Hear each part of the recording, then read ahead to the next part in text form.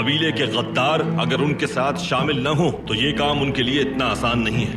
शहजादे के खेमे पर हमला मुमकिन नहीं था और न ही हमारे बहादुर शहीद होते हलब के रास्ते में। न वबा हम पर मुसल्लत की जा सकती थी और न ही हलब के अमीर को हमसे मुतनफ्फिर किया जा सकता था। गद्दार तो बेनकाब हो चुका है अर्तुरुल, अब क्या कहना चाहते हो तुम? अल परगू की लाश निशान इबरत बनी औताक के सामने पड़ी है और कितनी लाशें चाहिए? कुतलू ठीक कह रहा है। अब तुम क्या चाहते हो अर्तुरुल? अपने इर्द गिर्द बढ़ता हुआ खतरा क्यों नहीं महसूस करते हो? ये वक्त अर्तुरुल को टोकने और समझाने का है, हमें नहीं। बताओ अर्तुरुल, तुम्हें और किस पर शक है? कुर्दोगलू पे शक है मुझे। तो तुम अपने जहर से औताक को भी नापाक करोगे? अगर कबीले के मुअज़्ज़िज़ीन मुनासिब समझे तो इनसे इनकी जिम्मेदारियां वापस लेकर इनके हथियार सरदार के पास रखवा दिए जाए और इन्हें खेमे में नजरबंद कर दिया जाए।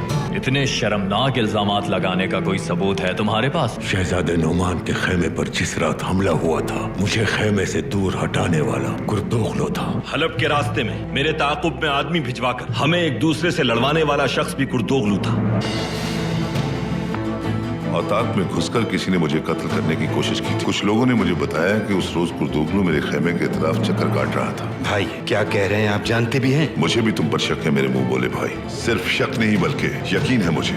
बहुत हो गया सुलेमान, सोच समझ कर बात करो। सरदार होने का ये मतलब नहीं कि तुम जो चाहो इल्जाम लगा दो मुझ पर।